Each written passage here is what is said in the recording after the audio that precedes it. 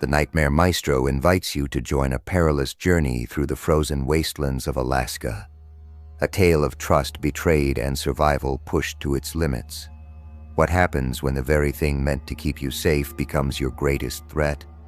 Brace yourself for a chilling ride into the heart of darkness. The relentless Alaskan winter howled across the desolate landscape, transforming the world into a vast, white void. Joshua Matthews, a seasoned long-haul trucker, squinted through his frosted windshield at the ominous storm clouds gathering on the horizon. His CB radio crackled to life, breaking the eerie silence that had settled over his cab. Joshua Matthews hadn't always been a long-haul trucker. 5 years ago, he'd been a successful software engineer in Seattle, with a corner office and a view of the Space Needle. But the death of his father, a lifelong trucker, had changed everything. Joshua had walked away from his cushy tech job, drawn to the open road by a mix of grief and a desire to understand the life his father had loved. Now, as he faced the growing storm, he wondered if he'd made the right choice. The dispatcher's voice, tinny and distant, warned of treacherous conditions ahead. Accidents had already closed several stretches of highway, and more were expected as the storm intensified. Joshua's grip tightened on the steering wheel, his knuckles turning white with tension. As he pulled into the truck stop, Joshua noticed a small crowd of drivers huddled near the entrance, their faces etched with concern. He recognized a few regulars among them, grizzled veterans of the northern routes who rarely showed fear. Their unease sent a shiver down his spine that had nothing to do with the biting cold. Inside, the atmosphere was thick with anxiety. Truckers traded stories of near misses and whispered rumors of something darker lurking on the roads. Joshua's attention was drawn to a tall, broad-shouldered man commanding the room's attention. Tom Benson, a respected fleet manager, was proposing a solution. Safety in numbers. Tom's deep voice resonated through the room. We form a convoy, travel together, watch each other's backs. The idea spread through the group like wildfire, a lifeline in the face of the impending storm. Joshua found himself nodding along, the logic of it seeping into his bones. As the plans solidified, a sense of cautious optimism began to replace the earlier dread. Little did they know, as they prepared to face nature's fury, that the true danger would come from within their own ranks. The convoy, meant to be their salvation, would soon become a rolling nightmare on the icy highways of America's last frontier. The convoy of 18-wheelers snaked its way through the blinding snow, a chain of steel and diesel fighting against the elements. Joshua found himself in the middle of the pack, sandwiched between unfamiliar rigs. The constant chatter on the CB radio provided a lifeline of sorts, a reminder that he wasn't alone in this frozen hell. As the hours crawled by, Joshua began to notice subtle shifts in the group dynamic. Tensions rose as quickly as the snow piled up on the roadside. Accusations of reckless driving and hogging the clearest paths flew back and forth. The very system meant to keep them safe was breeding paranoia. Through his side mirror, Joshua caught glimpses of the trucks behind him. One in particular, a sleek black Peterbilt, seemed to be hugging his trailer closer than necessary. Its headlights bore into him like predatory eyes, never wavering, never blinking. The radio crackled again, this time with a panicked voice. Guys, I think I just saw something on the side of the road. It looked like a person. Murmurs of disbelief rippled through the convoy. They were miles from any town or outpost. No one in their right mind would be out in this storm. You're seeing things, man, someone replied, but the uncertainty in their voice was palpable. Joshua's eyes darted to the treacherous shoulder of the road, scanning for any sign of movement. The swirling snow played tricks on his vision, shadows morphing into spectral figures before dissipating back into the white void. As they rounded a particularly nasty bend, Joshua's truck shuddered violently. For a heart-stopping moment, he felt the trailer begin to jackknife. With white-knuckled determination, he fought to regain control, acutely aware of the tons of steel bearing down on him from behind. When he finally steadied the rig, Joshua let out a shaky breath. The close call had left him rattled, but it was the silence that followed that truly unnerved him. The constant drone of engines had changed. It took him a moment to realize why. There was one less truck in the convoy. The realization hit the group like a physical blow. Bill's cherry-red freightliner was gone, vanished into the swirling white abyss as if it had never existed. Frantic calls over the CB went unanswered, each moment of silence ratcheting up the tension. Maybe he just fell behind, someone offered weakly, but the suggestion rang hollow in the face of their tightly knit formation. Tom's voice cut through the chatter, steady but strained. "We can't stop. Not in this. We'll circle back when it's safe." The decision sat like lead in Joshua's stomach, but he knew Tom was right. Stopping now, in near-zero visibility, was a death sentence. Still, the thought of abandoning one of their own gnawed at him. As they pressed on, the storm seemed to feed on their fear, growing more ferocious with each passing mile. Ice formed on windshields faster than defrosters could melt it. The world beyond the glass became a blur of white and gray, punctuated only by the red glow of brake lights. Joshua found his mind wandering, conjuring up increasingly horrific scenarios to explain Bill's disappearance. Had he simply slid off the road, now lying trapped and slowly freezing? Or was there something more sinister at play? His paranoid musings were interrupted by a bone-chilling scream over the radio. Oh God, it's here. The transmission cut off abruptly, leaving only static in its wake. Panic erupted across the airwaves. Joshua's eyes darted to his mirrors, counting the headlights behind him. Another one gone. In the chaos that followed, accusations flew. Trust, already fragile, shattered completely. The convoy began to split, drivers peeling off in different directions, choosing to face the storm alone rather than risk falling prey to whatever was hunting them. Joshua hesitated, torn between the safety of numbers and the growing dread that those very numbers harbored a predator. In that moment of indecision, he noticed the black Peterbilt again. It had maneuvered closer, matching his speed exactly. Too close. With a surge of adrenaline, Joshua made his choice. He veered sharply onto an exit ramp, tires screaming in protest.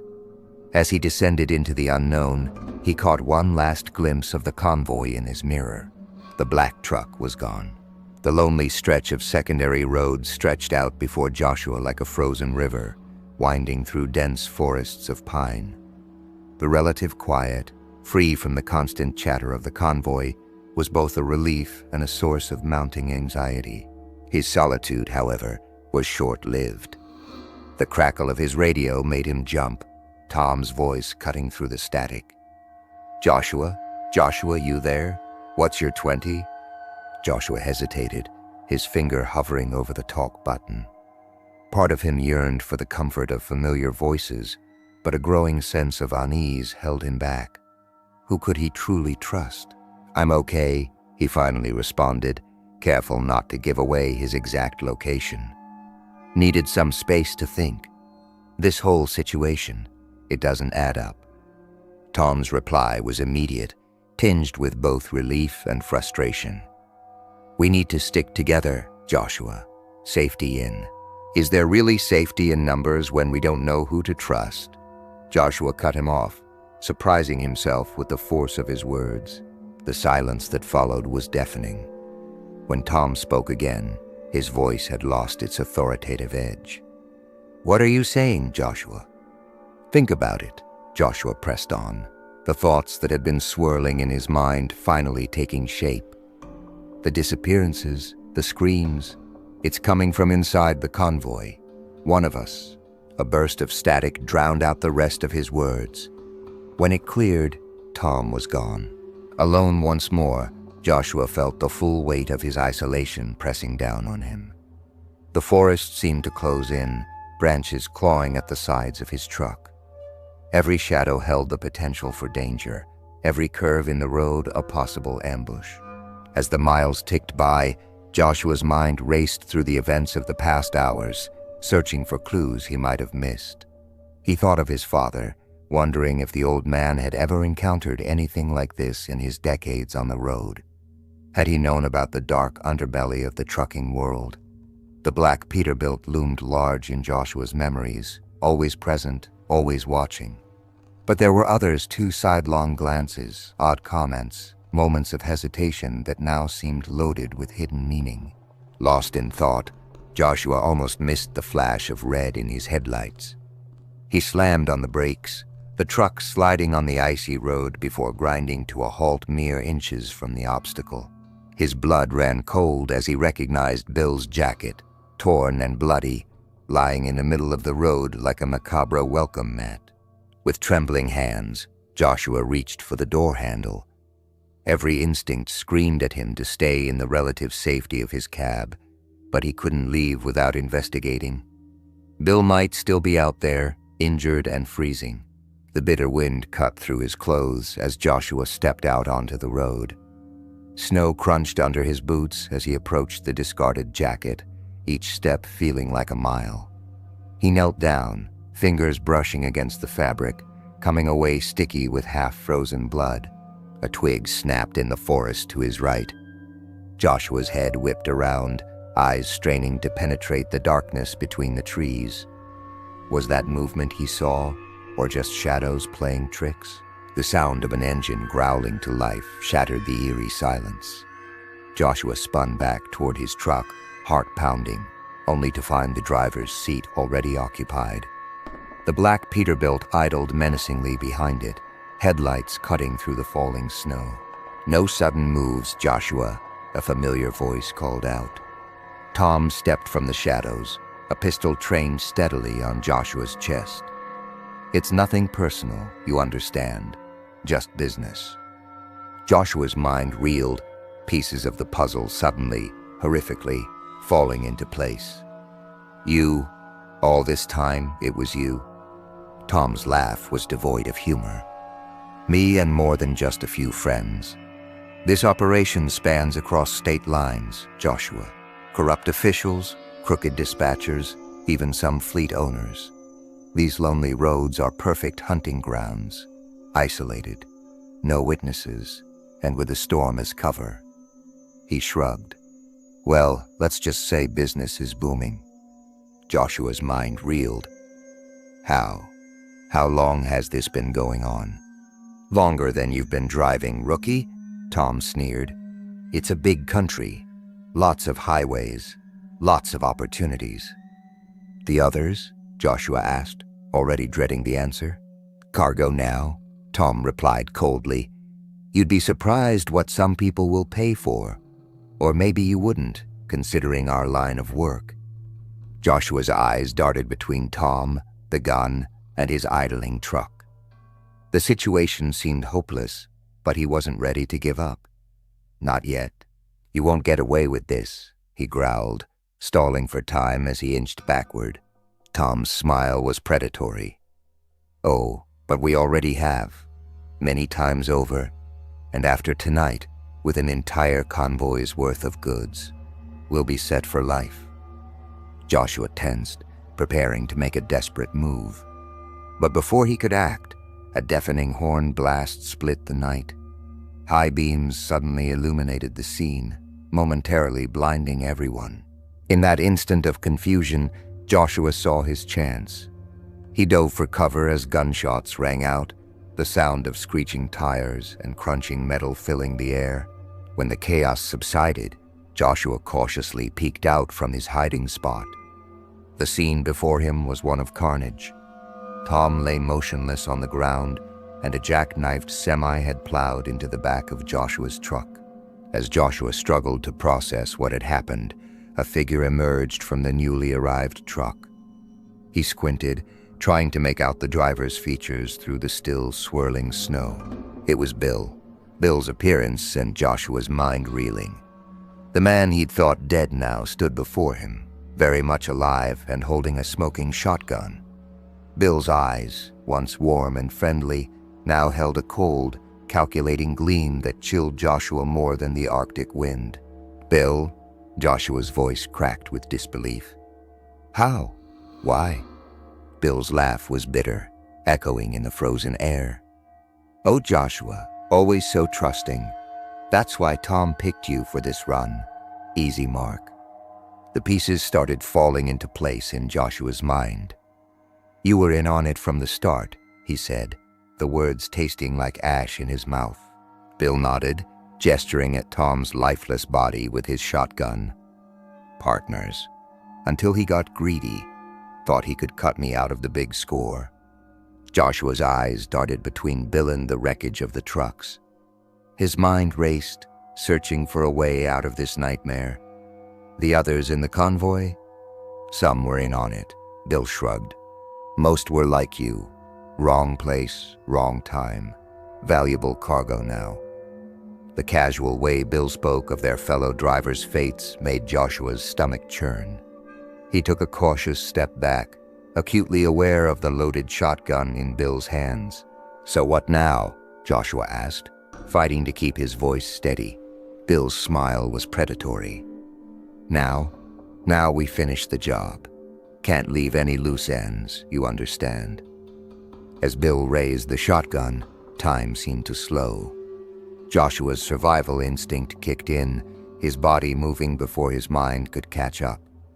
He lunged to the side just as the shotgun blast tore through the space he'd occupied a split second before. The frigid air burned in Joshua's lungs as he scrambled for cover behind the twisted wreckage of his truck. The sound of Bill's boots crunching in the snow grew closer, punctuated by the ominous click of the shotgun being reloaded. Don't make this harder than it needs to be, Joshua, Bill called out, his voice unnervingly calm. You're only prolonging the inevitable. Joshua's eyes darted around, desperately searching for anything he could use as a weapon. His gaze fell on a jagged piece of metal that had broken off in the crash. He grabbed it, the sharp edges biting into his palm as he gripped it tightly. Bill's footsteps stopped. The silence that followed was deafening, broken only by the howling wind. Joshua held his breath, every muscle in his body tense, waiting for Bill's next move. The attack came from an unexpected direction. Bill vaulted over the truck's hood, shotgun aimed squarely at Joshua's chest. In that moment, as he stared down the barrel, Joshua saw his life flash before his eyes. Time slowed to a crawl as Joshua's survival instinct took over. He swung the jagged metal shard with all his might, catching Bill off guard. The makeshift weapon connected with a sickening thud, sending the shotgun flying from Bill's grasp. The two men grappled in the snow, each fighting for their life. Bill's experience and desperation made him a formidable opponent, but Joshua's adrenaline-fueled strength kept him in the fight. As they struggled, the ground beneath them shifted. The weight of their battle had disturbed the snowpack on the road's shoulder. Before either could react, the edge gave way, sending them tumbling down the steep embankment. The world became a dizzying blur of white as they rolled, still locked in combat. Pain exploded through Joshua's body as he collided with rocks and tree trunks. When they finally came to a stop at the bottom of the ravine, both men lay stunned, gasping for air. Joshua struggled to his feet first, his entire body screaming in protest. Bill lay a few feet away, barely moving. The fall had taken its toll on both of them, but Joshua knew this was his only chance. With grim determination, he grabbed a fallen branch, using it to support his battered body as he began the arduous climb back up to the road. Each step was agony, the freezing wind cutting through his torn clothes.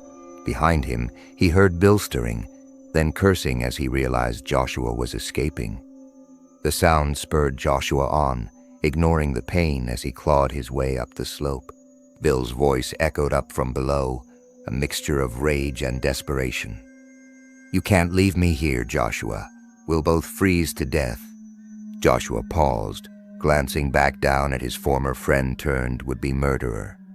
For a moment, he considered helping Bill, the instinct to aid a fellow trucker warring with his will to survive. In that instant of hesitation, the ground shifted again.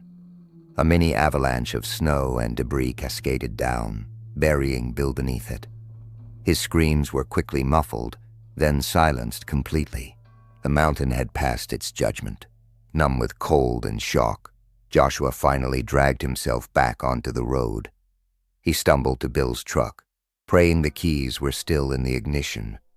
To his relief, they were. As the engine roared to life, Joshua's hand hovered over the radio. He could call for help, alert the authorities. But who could he trust? How deep did this conspiracy run? In the end, he left the radio off. The storm was beginning to wane, the first hints of dawn lightening the eastern sky. Joshua pointed the truck south, away from the convoy's planned route, away from the scene of so much death and betrayal. As he drove, the events of the night played on repeat in his mind. The trust he'd placed in his fellow drivers, so casually betrayed. The dark underbelly of their profession, exposed in the harshest way possible.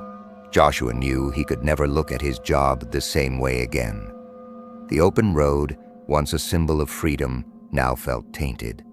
But he was alive, and as the sun finally broke through the clouds, he allowed himself to feel a glimmer of hope. He'd survived the convoy from hell. Whatever came next, he'd face it with eyes wide open. Subscribe for more chilling tales from the Nightmare Maestro.